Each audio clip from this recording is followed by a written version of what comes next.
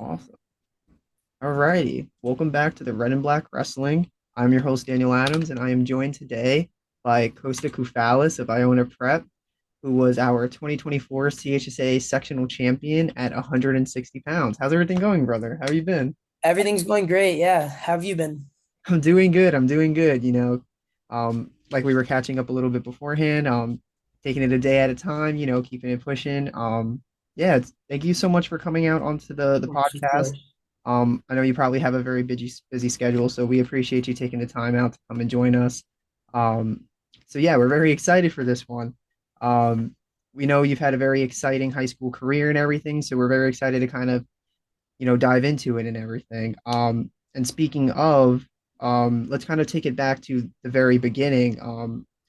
Everyone has their own origin story and like how they get into the sport of wrestling. Um, how was that for you? At what age were you introduced to wrestling and kind of how did you get into it?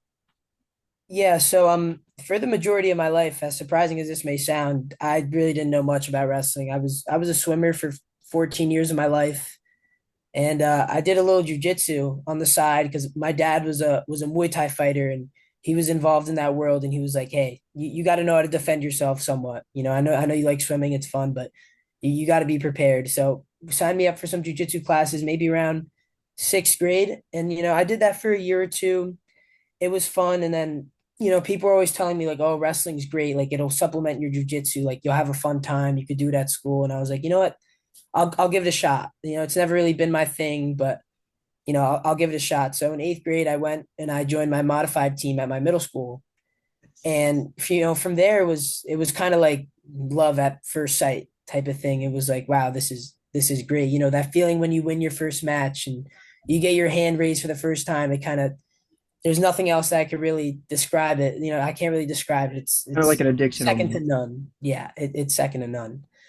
So from there, I kind of wanted to take a full dive. After that season, it went okay. I wasn't too experienced, but I was like, you know what, this is for me. I told my parents, even though they were a little reluctant at first, I was like, swimming's done. This is what I want to do. Let's switch the gear a little bit. Oh wow, so we fully shifted from swimming to like fully committing to wrestling. Yeah, we fully shifted. So I went and I joined my local club, but about a month in, COVID hit. So now we're stuck inside and you can't really go wrestle anyone. So, I picked up some mats, laid them down in my garage and there with my little brother and my older sister. And we were just messing around for a year, just trying to wrestle, doing whatever we could. It was definitely a hard time wrestling wise, but it made me want to go compete that much more. Oh yeah. Yeah. And And then COVID came through and I'd applied to Iona Prep, but I didn't know much about the wrestling there. I still hadn't met Coach Deagle or Coach Strahaley or any of the guys yet. So I kind of just showed up and you were there that season. It was kind of like the outdoor yeah, spring, as the mats outside in the sun, burning yourself, all that stuff. don't get me started on that. Oh, that was crazy. And so yeah, I met Coach Deagle there. I had an okay season, kind of like just like an introduction. I made it to Catholic States, but I went 0 and 2, really nothing remarkable at all. I was still new to the game, so I decided, what, I'm gonna come with you to Empire, Coach, and we're gonna train, and we're gonna come back. We're gonna do this again. We're gonna do it better this time. 100%. And it's so funny because like now that you're telling me, I believe like you mentioned that freshman season was the COVID year, so kind of everything was all over the place. Yeah, Like you mentioned, wrestling outside in the heat where the mats were scorching hot. You felt like you were getting melted as soon as you were stepping off. I remember when we were organizing practices, we were literally throwing ice cubes on the mat to cool the mat down because yeah, it's getting so hot. Um, so now you kind of entered to practicing at Empire, and immediately I noticed in that following season that there was a difference in your performance. You've immediately jumped that level where you went from going 0 and 2 the previous season at that same tournament to now you're in the finals. yeah, And I believe that was against Kellenberg's Palladino. yeah. Ryan Palladino was, At yeah, 132, and that was a great match, great match. yeah. Um, It was a close one. and One thing that I have always noticed though is that you're improved every time you stepped on the mat. There was always an improvement in your performance and everything.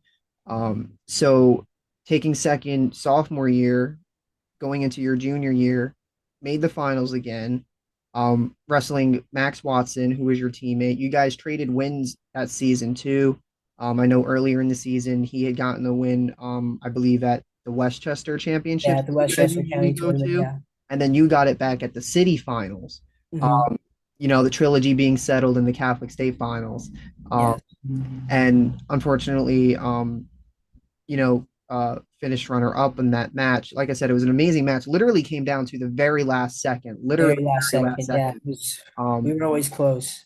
yeah, and even that second match too, very last second takedowns. Obviously, you guys knowing each other very well. Into your senior season, it's the last ride, Yeah. and I believe you started at around 152 that season, and then Yeah. we made the jump to 160, and immediately you became the guy at 160. You started taking out the bigger names in that weight class, and now you're the top guy in that weight class in the section. Eventually, you stand atop of the podium um, in that very same tournament. So, talk me through kind of like what led up to those events and kind of like how you channeled that improvement to your performance and how you were always able to improve. Yeah, so it really goes back to after that freshman season, I wasn't satisfied with 0-2 by any means. I knew I was more capable than that. And I knew it was just going to take just a lot of grinding, a lot of just putting your nose down and just training. So I was practicing 5 to 6 times a week, lifting weights, trying to get my eating right for the next season. And just I really had great partners. I had kids from the New England area, New England champs, New England placers. We had state placers, section champs to train with all the time. Even the guys at Iona, we had Eric Grant, we had Apollo, we had all those great guys who just, they started off, they were beating me up every day, just, getting beat up, learning a little bit, getting beat up, learning a little bit more, just really challenging myself and just working through every day. Like, okay, today I'm gonna grab a leg. Today I'm gonna get a takedown. Like today I'm gonna major them. It just little steps like as months go on, and then you step back, you start to see that improvement. And then another thing for me was going to off-season tournaments was huge. Just testing yourself in the off-season and making sure you're staying sharp and just getting match experience. Because I did start fairly late, so I needed to catch up a lot on that match IQ and just knowing what to do in those stressful situations, overtimes and close matches and all those things. So leading into my sophomore year, it was just like kind of building the faith in myself. Like it was seeing the results. It was going from people didn't really know you in the section to you're beating all these guys now, and now all these guys they don't want to wrestle you anymore. They know it's going to be a tough match. So it was just as the season went on, I'm getting more wins. Like I'm taking out some of these lower state ranked guys. I'm taking out these top three guys in their sections, and I'm starting to really think like, okay, I can do this. Like I'm the guy here. Like this can be my year. And so stepping into that Catholic State tournament, that was just my mindset. And so I made my way to the finals, and I took another hard loss, and like those losses I took, like they helped me become who I am today, and they helped me get those more wins in the future because they really just kept me really hungry. Because our section's tough. Only the winner gets to go to state, so it's all or nothing. Wild cards, yeah, no, we don't get nothing. No, we don't we don't get anything over here. So I was like, second's not going to cut it. So I went back, more training, more off-season work. I started tightening up my defense. I became a pretty proficient defensive wrestler. And coming into that junior year, I was ranked pretty high in the state. And there was a lot of struggles that year with Max Watson going up and coming down, and you never really knew what was going to happen next. So I played it day by day, and just like taking those losses to him, especially like my own teammate, thinking you were going to be the guy and having someone come in, it drives you to practice harder, Mm. and it really makes you want to win. And having that trilogy with him, and all the tension, and those big moments, and taking that overtime loss with very little left on the clock, and it just made me think like this can't happen again. I have one more shot. I have one more shot at this. So coming into that senior year, I was down at 52. I knew we had the transfers from Star Point into St. Francis. So that's when St. Francis started building up. And I knew I'd have to wrestle Griffin LaPlante. So I had some good tournaments, went to Eastern States, didn't do as well as I would have wanted. I took seventh place, took some bad losses. Griffin LaPlante, he won that weight class. So I knew it's I have to beat this guy or I have to do something else. Mhm.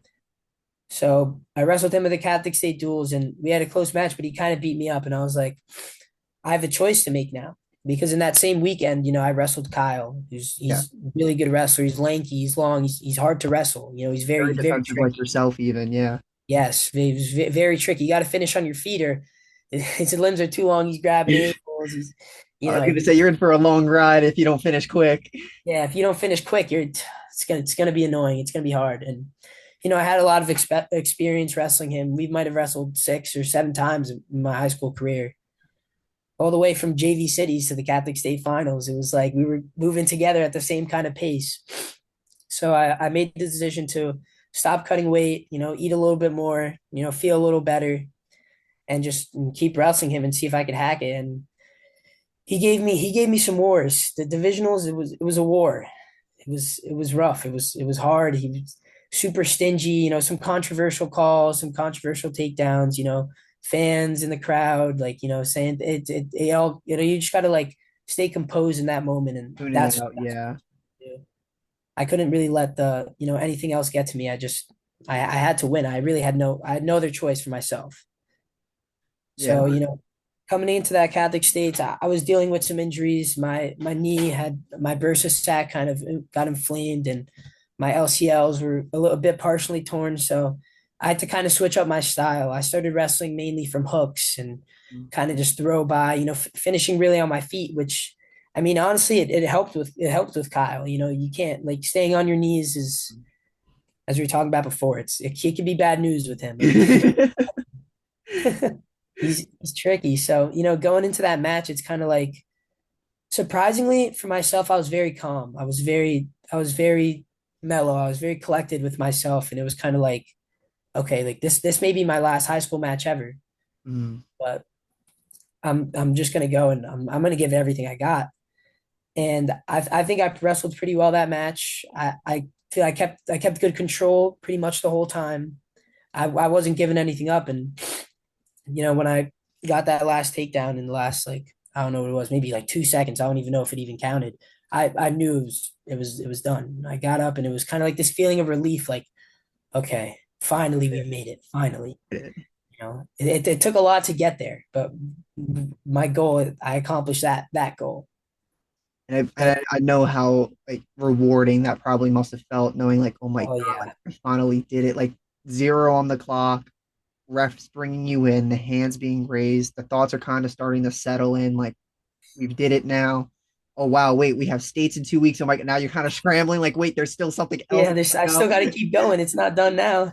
And then speaking of the state tournament, first time in the state tournament, walking through that tunnel for the first time, making your Albany debut.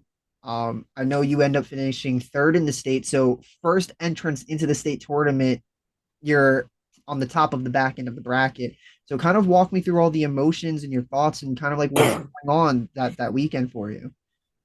Yeah, so it was my first time. So stepping into that arena, even first for just warming up the day before, cutting some weight, it was like wow. This is a big arena. There's a lot of there's only good wrestlers here. You know, Yes. everybody here, like there's no slouches here. Like every match is gonna be tough. So I was just like, okay, like I know that I could have been here 2 years prior. I know I've beaten kids who've done well here. Like, why not me? Why can't it be me this time? And I'm there with all my other, all the other Catholic State boys. Like we got to represent. We got to start putting ourselves on that map and just make like kind of like that culture that I think we have still going on now with just the great performance we had at states this year. It's just going to get better from here. So my first time walking into that tunnel for my first match, it was kind of like, the lights are on, the family, the crowd, everyone's there all around you. You're looking Signs, around. The have guy, the guy you're signs. about to wrestle is behind you. He's warming up right next to you. So you're like, oh my God, Like this like is so different. I'm not used to this, but you kind of you got to let it soak in and then you got to push it out. So, walking up to that mat, I'm trying to clear my mind. I'm just trying to focus on this match. And, my first round match, I had a low seed. So, I didn't think people really expected too much from me. So going into that first round match, I was like, okay, I have to show out here. Started attacking really early, picked up a pretty nice major decision and just got myself kind of got the ball rolling, started feeling good. Went back, got my cool down. And then the next match, I have the two seed. It's a guy I've wrestled before at off-season tournaments. He's a quality guy, Long Island guy. And I went out there and I didn't have my best performance. The nerves got to me. I'd beaten the guy before. I might have taken it too lightly, or I wasn't dialed in correctly. I took that hard loss, and it was kind of like for a moment it kind of felt like everything was crashing down on me a little bit. Like I was like, wow, like you know, making the state finals, like wrestling PJ, like that would be a great person to wrestle. Like that was kind of over.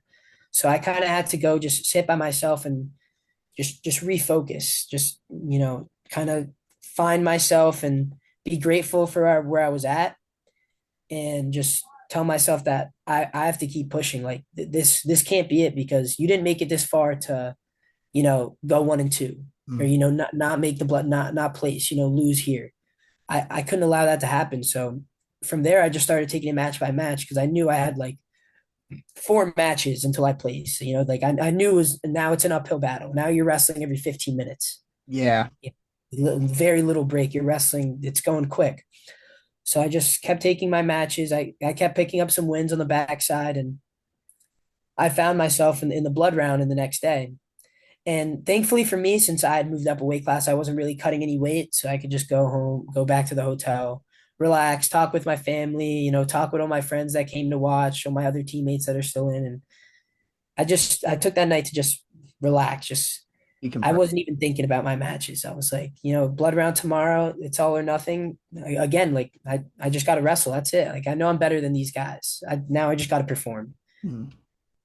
So I come in on that next day, and I'm waiting for my match. And as my match comes, I'm sitting there. I'm looking at my family in the crowd as I'm walking out the tunnel. And honestly, it wasn't so much nerves. I just felt really grateful for all the people that helped me bring me where I was in that moment. Like all my coaches, Coach Deagle, Coach Trahaley, Coach Fama at that point too, Coach Cipriano. Like they'd all helped me build to where I am today, and they've done nothing but help me.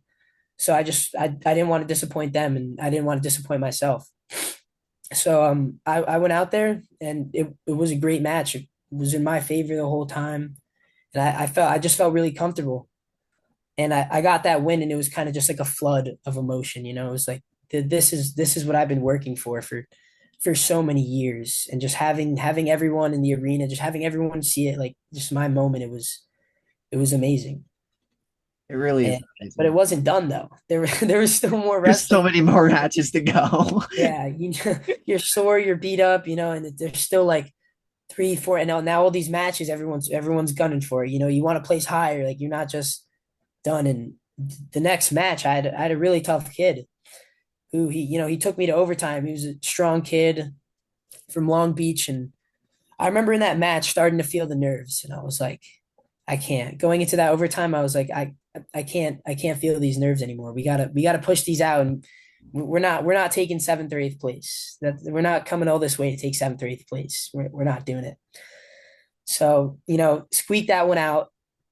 John laid into me. He's like, "What are you doing? Like this isn't how you wrestle. This isn't you. This isn't the wrestling I've taught you." And I'm like, "You're right. This isn't what you're teaching me." And so I refocused. And next match, I had kind of a somewhat of like a hometown rival from an opposing club who, I've wrestled before, and he's beaten me up pretty much every time before off-season tournaments. He's beaten me up, and I was like, not this time. Like, this is gonna be my time. This is not just for myself. This is for my club, and this is to show, like, around Westchester County, like Coach Deagle knows his wrestling.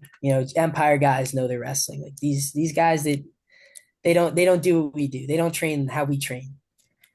So I got in there, and I kind of just bring the pace toward him. I kept my defense on really on lockdown. I scored that first takedown, and from there I knew I was like this time it's different, and we're going for third and fourth after this, no matter what.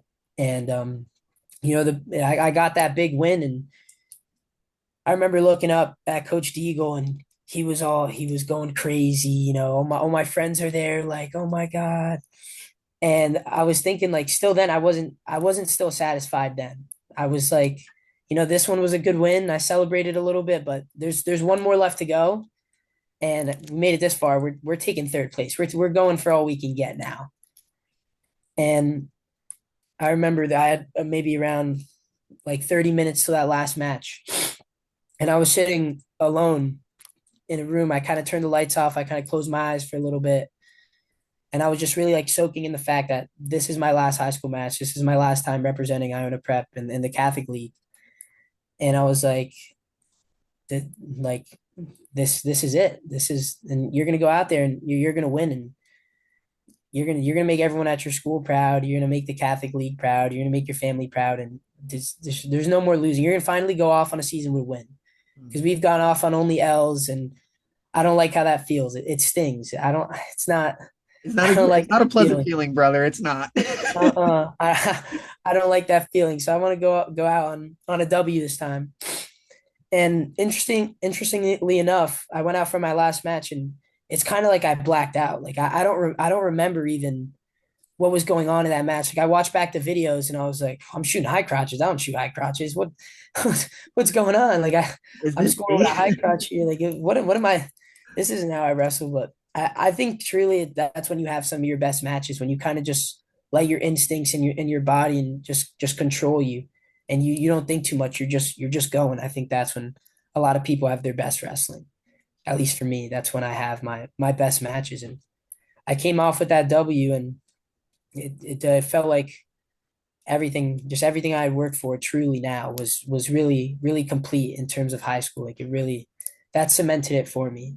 I was of course I wasn't happy not being able to make the finals and not being a state champ, but I think I proved to myself that I'm very tough. Like I can come back from losing so early like that. It's not many people who can lose in the second round before the quarterfinals at the state tournament and come all the way back for third. Yeah. Like I had 8 matches that I had to wrestle at the tournament. Like it was, I had to win like 6 straight in a row. I was It gonna was say you were on that Kasich run. yeah, I was on that Tyler Kazak run. Yeah, it's Before he did it, so technically he was on the Costa run, if you think about hey, come on, he was it. going after me. And speaking of those two performances, the Catholic state finals and your state performance, I do have that for you. If you want to talk me through those matches and kind of like what you were thinking in those moments and kind of give me a breakdown of them. You can let me know if you Yeah, see it. You can see it perfect. it's still black for me here. Okay, Let's see. it might be. Uh,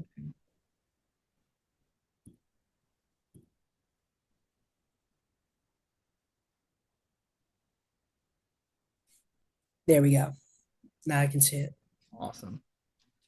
So I have pulled up your finals match from 2024. Use that. That's loud. But like we had talked before, this is the third meeting between you and Jacobs. Like you mentioned before, you guys had two Yeah. bouts, one at the Catholic State duels and the other one at Catholic Cities in the divisionals or leagues, as some others may know it as. Both very amazing matches that literally Mhm. came down to, I think it was a one takedown match every single time up until this point, where I believe you score about three or so. Yeah, Um, both times is a one takedown match. Yeah.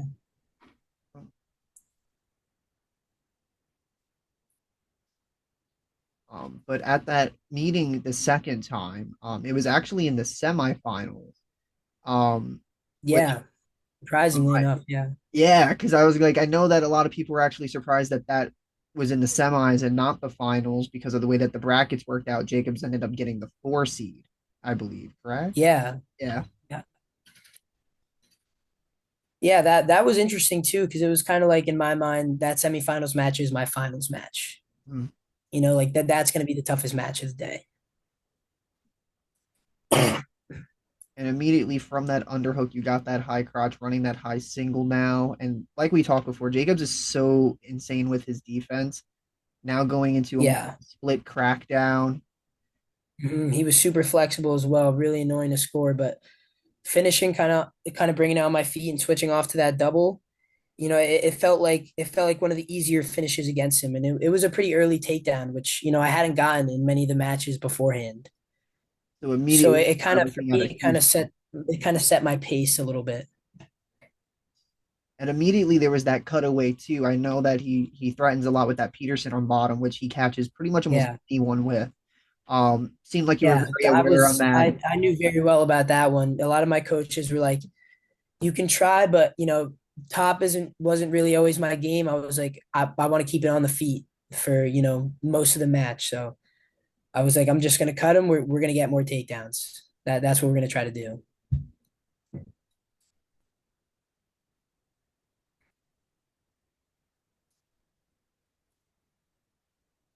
So yeah, I was really trying to keep my forward pressure with this match, trying to keep him more on his back foot because he was so tall, he had really good range to dive in on those legs, and he was really good at snagging ankles.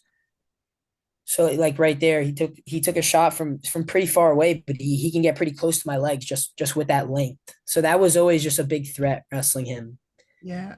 And it's like and like you mentioned, he doesn't have to be as near you to fire off those shots because he can almost like knee pull Yeah. from just his reach alone. Um, Yeah. and even though you know that you got that first takedown fairly early, you choose to take bottom in the second, just extending your lead because every point is very important in this kind of match. Yeah, and I'm pretty comfortable with my abilities on bottom. It's never been too many times where I've been ridden out for a 2 minute period. So, I knew he was pretty good on top. He rode that cross body ride pretty hard. But I mean I prepared for it for the past almost month with Coach Fama, who he'd kind of mimic that cross body ride and he'd just put me there for 30 minutes, just keep getting out, keep getting out, keep getting out. Like you have to get stingy with it. And almost an escape there, but I think they kind of went along the lines of like continuation. I know there was Yeah. brief separation, you faced him, but because he like that reach, like you mentioned, he was able to still get to your leg, kind of like force the maintain of control, and staying on top, which is very smart wrestling by Jacobs. Yeah. No, he was always great with that. If there was ever any type of separation, even for a second, he was shooting right back in. He doesn't really give you a moment to breathe there. Yeah. So on bottom, a lot what we worked on was getting to that sit out because I was fairly comfortable escaping from Crab, which I knew if I'm sitting out a lot of times he's trying to pull Crab, Mm. like what's happening right here, and I know I could step on that bottom foot and try to scoop my hips out there and try to cause some separation.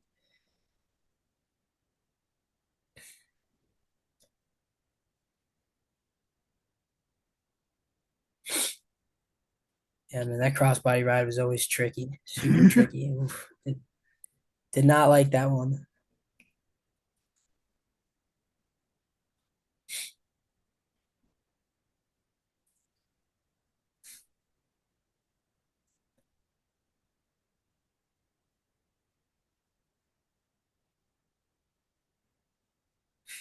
Having those legs split, giving a real tough ride here. Yeah. Now there was some short time to get out. John, you could see him there. He was yelling at me, getting frustrated. Like, come on, what are you doing? Get out. Come on. Because that point it really does matter. It does. It does. Every point matters, especially when Yeah. you're trying to stay on the offensive because you don't ever want to be put in a position where you're banged for stalling and almost like you're getting a Peterson of your own here. Yeah. I decided to go for my one here. And with just like 10 seconds left, I man, somehow managed to get the escape with that crab ride again.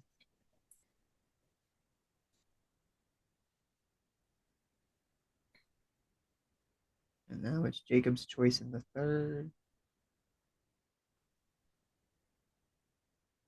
And he's choosing bottom.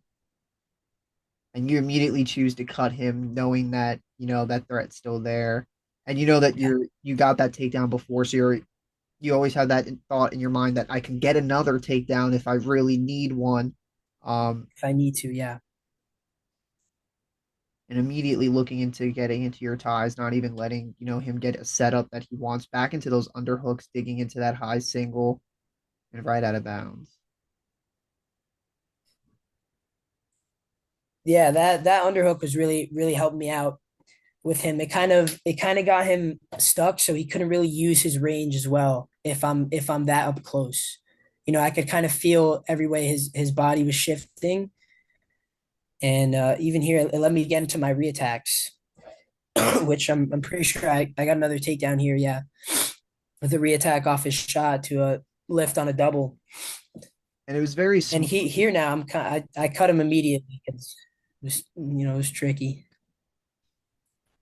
And that same shot that you ended up finishing, you were looking for several times throughout the match, consistency, being a very key part, that a lot of people I feel like need to adapt more into their wrestling where if you have one failed attempt at a move doesn't mean that one that move doesn't work and two that that's still not going to be there. It just means that you need to keep going for it, being a bit more adamant about getting that takedown and backing on another takedown, cutting him again, back up on the feet. 45 seconds left to go. We're only up by two now. No stall calls, which is very important, around this late time in the third period, knowing that if you need to backpedal a Yeah, little bit, it gives you a little buffer. Yeah, it gives you a little buffer to now, sometimes if there's a bad situation, you could go out of bounds or you can really just, stick around there and kind of just wait out some time, honestly, and not give up any big exchanges that, could send this match into overtime or, worst case scenario, you go to your back and now you're losing the match in the last 20 seconds. It was kind of like, okay, we're sticking around here. We're being defensive. We're keeping it really tight, and we're not going to give him anything to end this match off with. We're going to shut it down.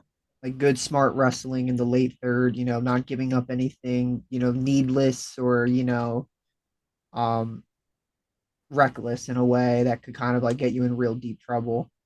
Staying hands on, kind of looking for those reattacks, not directly backing up, but not also compromising your position too much by over extending or over committing on attacks either. Yeah, And the time expires, and in your third trip to the finals, CHSAA Sectional Champion. I know that probably, like you mentioned, like that thought starting to settle in, like, wow, we finally did this. Um, I have one more to pull up for you.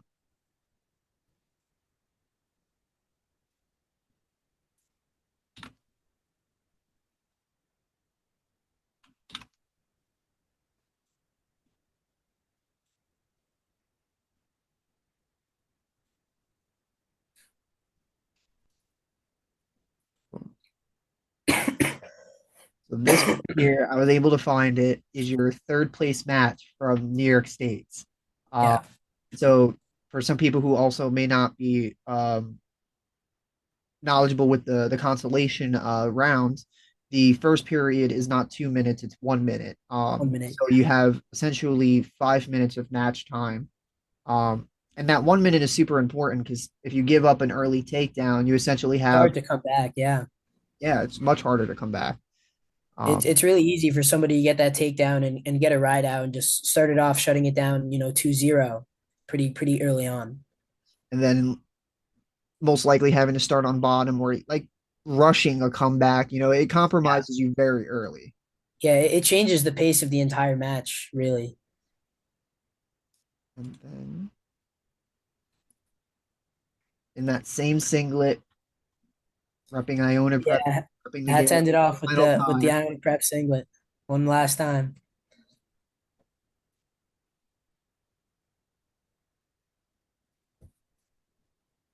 They're rocking the knee Yeah, sleeve. so something I do remember from this match was he was very quick on his feet, very, very athletic kid.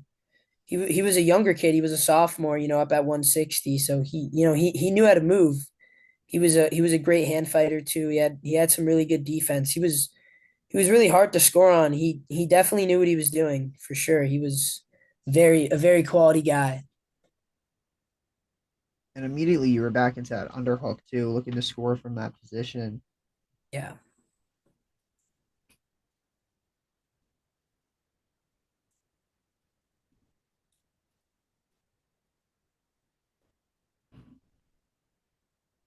Nice little shuck by there, trying to stay inside. That was clean. Yeah. That was some kind of fleeing or something, right? Come on. I mean, I would call it like my favorite thing to scream anytime I see anyone starting to step outside. Fleeing. Yeah, so I was just trying to keep up, a high volume of attacks, not really letting him get into his own rhythm at all. Just, trying to really make it my match from the start, pretty much to the finish. Dictating the entire pace of the match for the entire 5, 6 plus minutes. And that's also kind of like the thing you have to expect too, that not every match is going to be in like regulation time. You expect Mhm. like constant out of bounds. Expect maybe an extra overtime or two of because these are the best guys in the state, and as you progress further in the tournament, it's the best of them, Yeah, only getting harder. that's really is he's a top four guy in the state at this point already, so you gotta be ready. But I got to my sit out quick. This one was a pretty quick escape. That sit out had been working for me most of the tournament, so just really keep into what had been working. If it is not broke, don't fix it, right? Yeah. He was looking to force his own underhook. You're like, nah, this is kind of like my thing. Yeah, no, you don't do that. I'll do that. You don't want to do it. Looking to force that cradle there. As soon as he recognized it wasn't there, he transitioned. For a younger guy, That's being very aware, putting 2, 3 shots together, very dangerous. Yeah, no, he was chain wrestling really well. He was for a younger guy, he was really was elite. I think he made the New York State Finals this year against PJ, so I he's believe he's so, only getting yeah. better.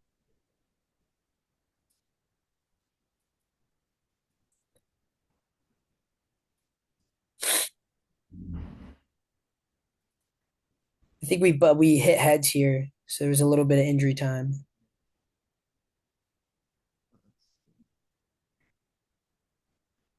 It's trainer checks him out. I went too far.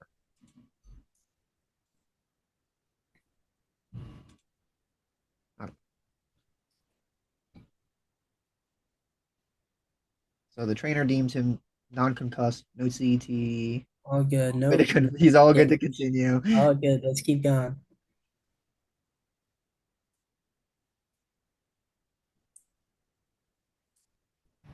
Yeah, sometimes I get a little frustrated by, injury time like that, especially in a match like this where I'm trying to keep a high pace and trying to get the other guy tired, with my hand fighting and with my constant attacks. So, sometimes it kind of gives them a little bit of a break, which Yeah, can kind of mess up the momentum, but I just tried going right back at it here. I think it happened again. Yeah.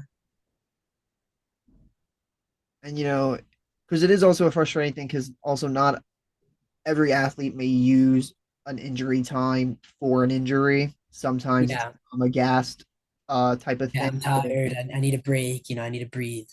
But obviously, in this scenario, visibly you both do bump each other's heads. Yeah. We did Obviously hit you're it pretty shaking it hard. off. You're kind of just like used to this. Yeah. Because it's just what happens sometimes. Always wrestling with your head. Yeah. You're gonna get hit in the face sometimes. You got to shoot with your head in good position, and sometimes a nice down block, you're just gonna bang right heads right there. So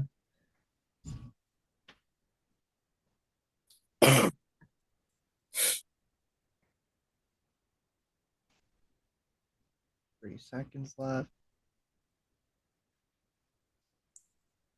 Now we're in the third period and you're only up by that one escape point, which kind of goes back to what we were talking about before, where giving up that early takedown in the first minute of a consolation match, being very important to kind of be very defensive and on your P's and Q's, especially that first minute. Because in matches like this, it's third period, you're only up by 1 point. Giving up that extra takedown is a huger comeback, even though it's a 1 point match. Yeah. So I know at this point a takedown's going to win it. I'm not going to waste all my energy, riding, for a minute, not getting any turns. I want to keep it on the feet because I know that's where I have my best chance of scoring more points and kind of stopping the match from going into overtime. So now I'm just looking to get back to my hook, looking for those scores, trying to be really Nice gritty with it. fly And here across. I find a double, kind of finish, wrong side a little bit and get the two.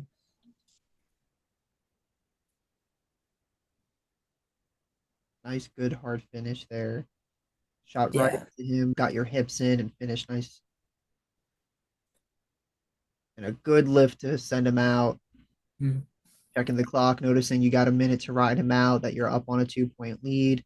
That an escape puts you within one, and that now you can't give Yeah, up a it takedown brings him right fast back enough. in that match.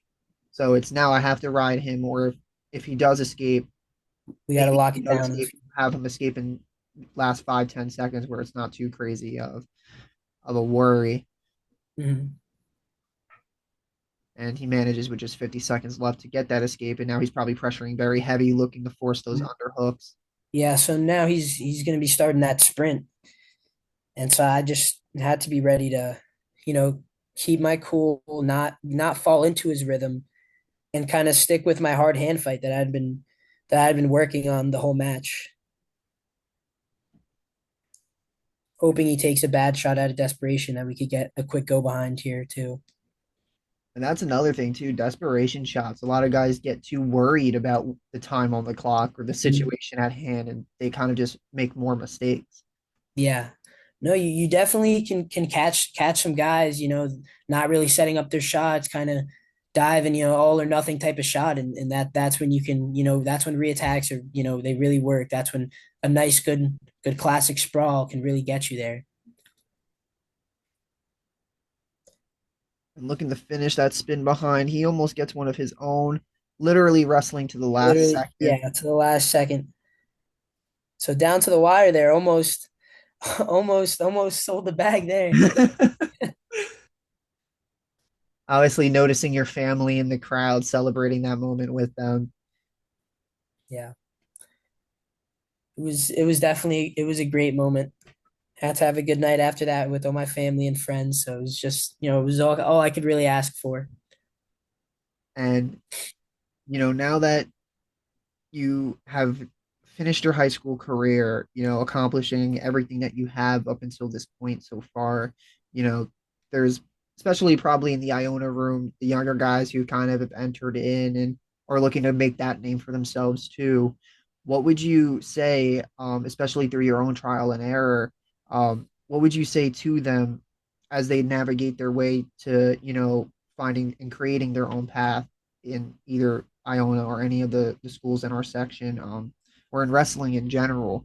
What would your advice to them be, as they try and, reach their goals and accomplish everything that they aspire to? Yeah. So, I would say something that was really big for me and something that I would really push on, a lot of these younger kids is that, consistency is really key. And if you keep showing up and you keep coming to practice and, you give your all every day and you try to get just that little bit better every day, you're gonna get there. And it also has to do with a big culture. You need a great wrestling culture surrounding you. So I think we really had that at Iona during my time there. It was, a lot of hungry guys who kind of wanted to put Iona and Catholic League wrestling on the map in New York, so to speak. So if you really have guys with that are like-minded with you and share similar goals and you guys can kind of work to those goals together, you guys are going to make it there a lot faster than someone who's working, completely on their own. You need a good base and they can become like a family to you. And having that great wrestling family with you just it makes the whole process a lot more enjoyable. You'll get to where you want to go. and especially kind of like as you guys kind of start to rise with each other, your teammates start to accomplish their own goals with you, alongside you, that iron sharpens iron mentality, especially in that Iona Prep room, where you guys had came off of finishing second in the state as a team, being one of the top programs in the state, having one of the top clubs in the state, having that rich culture and growth in a program is so important. And paving that way and, allowing the younger guys to know that, this path is available, and always has been, and it's very achievable too, Mhm. especially as every season we keep heading into, we're getting better and better and we're Yeah. performing better and better. And especially over the last 5 years, our progress has been constantly improving. We've had teams that have not gone and placed in the state start placing top 10. Then they place top five. Now they're in the top three. Now they're the winners of the state tournament. Um, Yeah. so kind of being a part of that and everything is probably so special to you. Knowing that you're a part of such a historic program and everything. Um, do you have any final words for the people watching at home, friends, family, viewers alike? What do you have to say to them? Yeah, something I'd say, and this goes beyond wrestling. I think this goes for life, and this is kind of something wrestling has just taught me to bring into my whole life. It's, always do the extra. Just showing up and doing what everyone else does isn't going to get you where you want to go. If you want stellar results, you're going to have to put in so much extra work. You really have to buy into the whole process.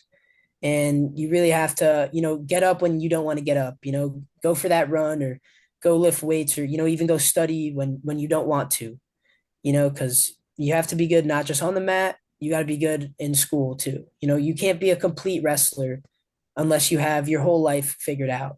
So that's what I would definitely tell people, and that's what I feel a lot of people forget about as well. And like you mentioned, school being such a very important part too, because one of the first questions that a college will ask you if you're interested in them or if they're interested in you is, how are your grades? Yeah. How are you academically? How are you off the mat? They want to know, how are you as a person? Because, Hmm. besides the singlet, you're representing, like, obviously not only yourself, but what's on that singlet. Hmm. Um, the school, the program, the people behind it. So they want to know who you are as a person too. So, you know, buying into your athletic success, you have to buy into your personal success. And, your lifestyle has to match that too. So I think that's a very important thing to share with people, um, is to know that in order to accomplish these things, everything has to be in check. You can't just have one of your boxes checked off. Everything needs to be. Um, Yeah. so I think that's a very important thing that, people need to kind of adapt more into not only their wrestling, but like you mentioned, their lifestyle. Hmm. Um, and for me, um, I am your host, Daniel Adams, and it was an absolute pleasure to have you on, brother. Like, um, we mentioned before, just seeing everything that you have gone through your athletic career, you know, we here are very proud of you.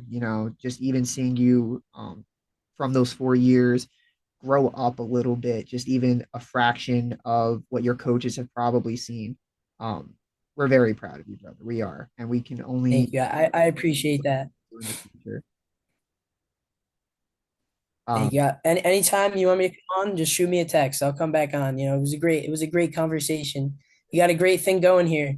I thank love supporting wrestling, so anything we could do.